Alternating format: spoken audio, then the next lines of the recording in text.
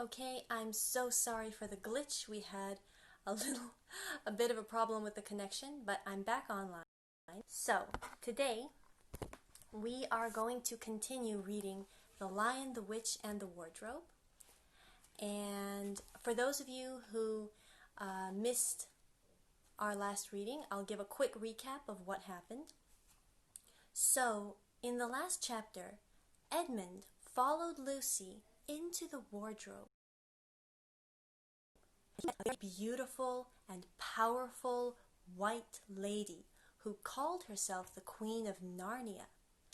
But she, as Lucy told him, turned out to be the White Witch who had enchanted all of Narnia in an eternal winter with no Christmas.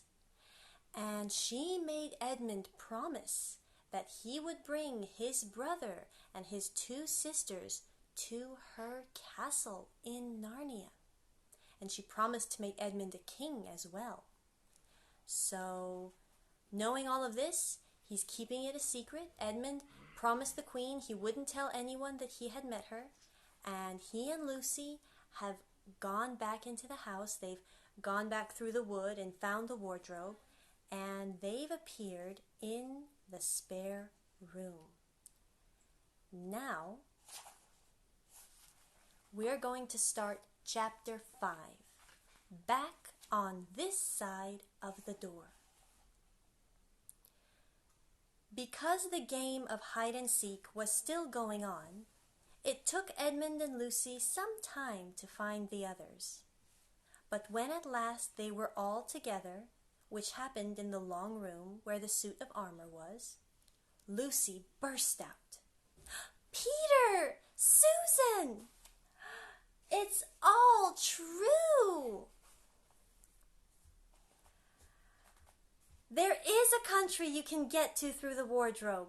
Edmund and I both got in. We met one another in there, in the wood. Go on, Edmund. Tell them all about it." "What is this all about, Ed?" said Peter. And now we come to one of the nastiest things in this story. Up to that moment, Edmund had been feeling sick and sulky and annoyed with Lucy for being right. But he hadn't made up his mind about what to do. When Peter suddenly asked him the question, he decided all at once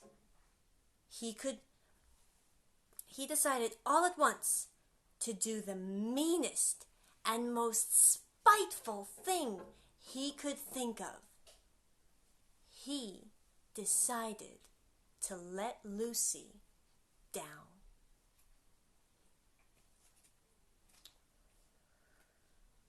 "Tell us, Ed," said Susan. And Edmund gave a very superior look, as if he were far older than Lucy. There was really only a year's difference. And then a little snigger, and said, "Oh yes, Lucy and I have been playing, pretending that all her story about the country and the wardrobe is true. Just for fun, of course. There's nothing there, really." Poor Lucy gave Edmund one look and rushed out of the room.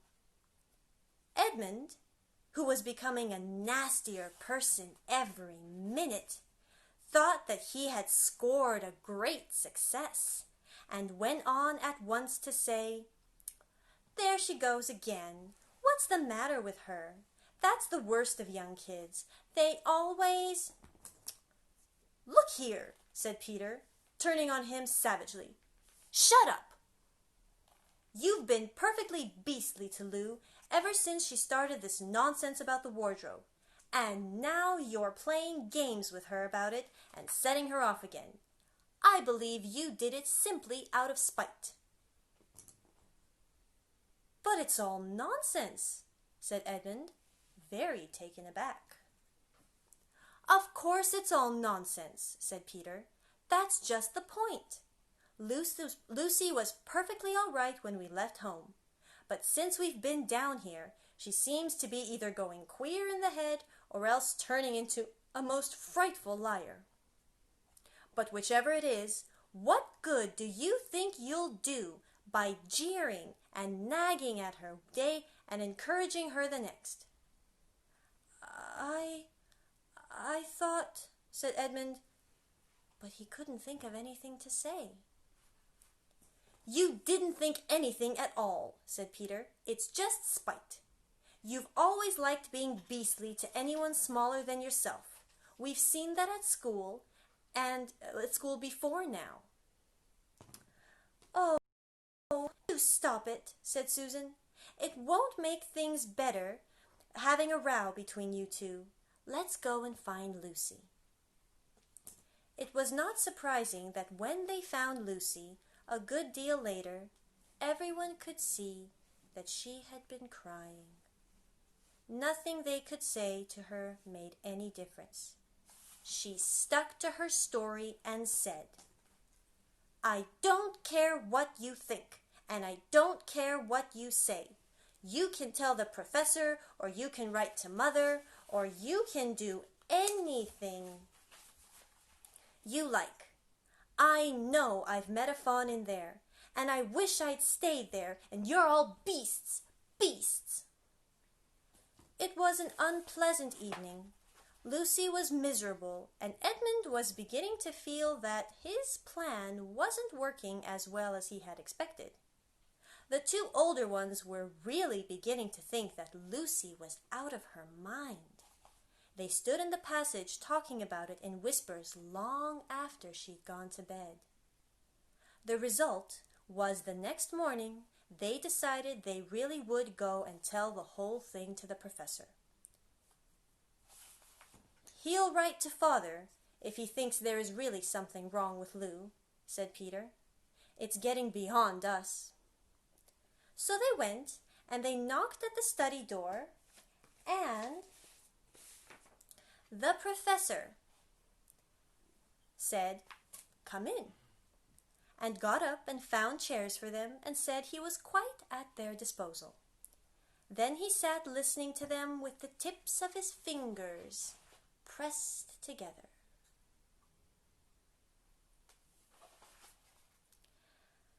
Till they had finished the whole story. After that, he said nothing for quite a long time. Then he cleared his throat and said the last thing either of them had expected. How do you know, said he, that your sister's story isn't true?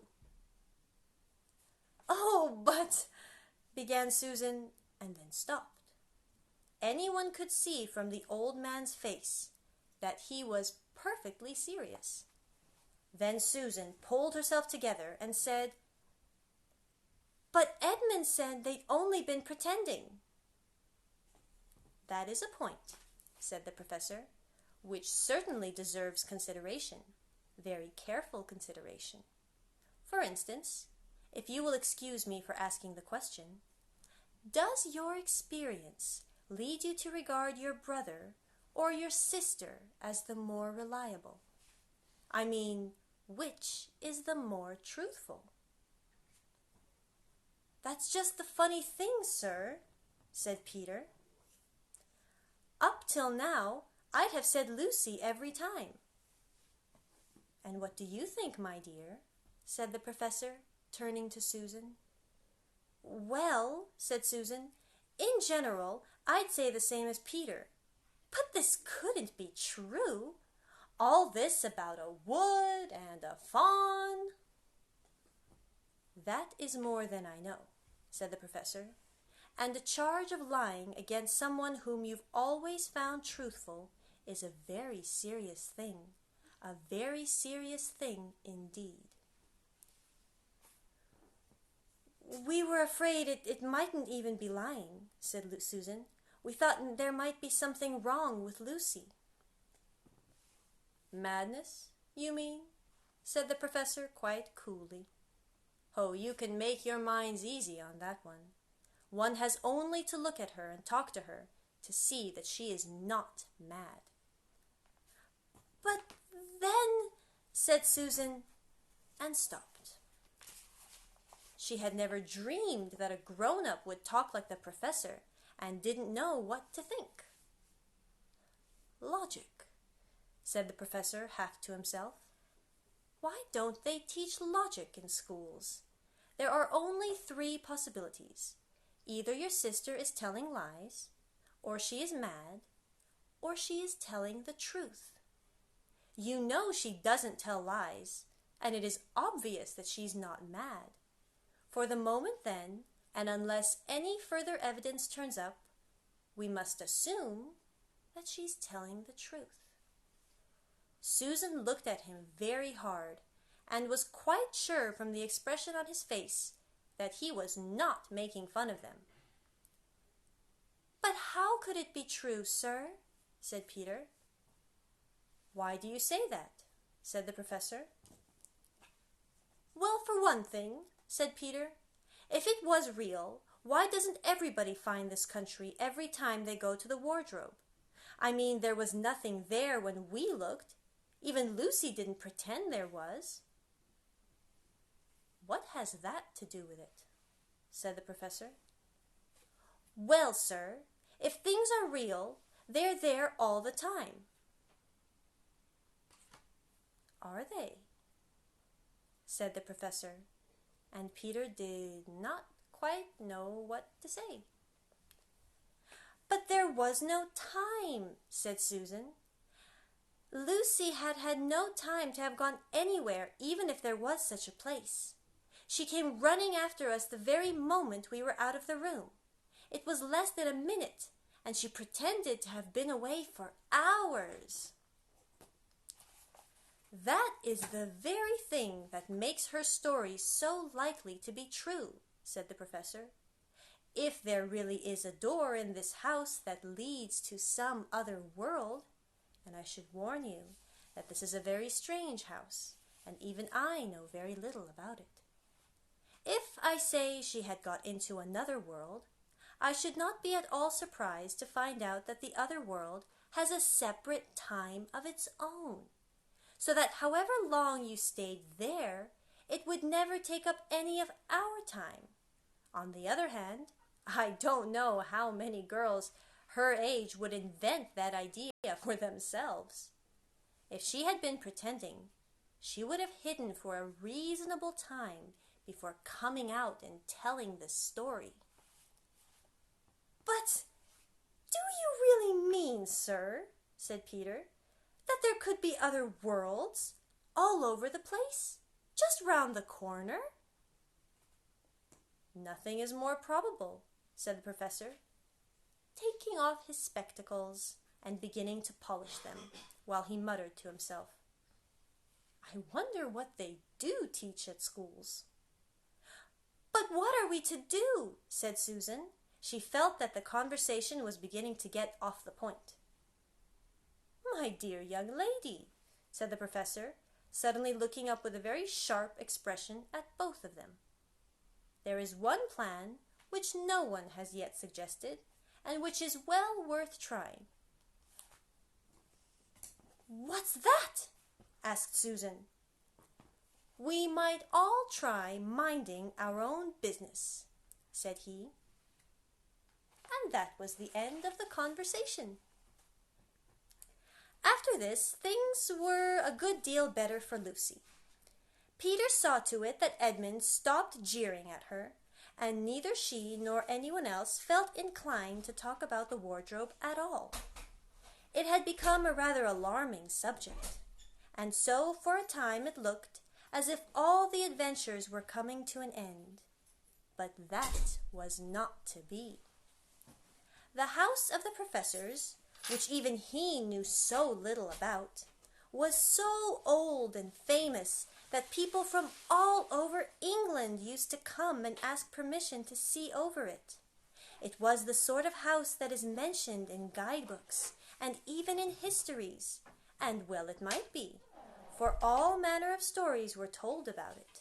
some of them even stranger than the one I'm telling you now. And when parties of sightseers arrived and asked to see the house, the professor always gave them permission, and Mrs. Macready, the housekeeper, showed them round, telling them about the pictures and the armor and the rare books in the library. Mrs. Macready was not fond of children, and did not like to be interrupted when she was telling visitors all the things she knew. She had said to Susan and Peter, almost on the first morning, along with a good many other instructions, "And please remember, you're to keep out of the way whenever I'm taking a party over the house." "Just as if any of us would want to waste half the morning trailing round with a crowd of strange grown-ups," said Edmund, and the other three thought the same. That was how the adventures began, for a second time.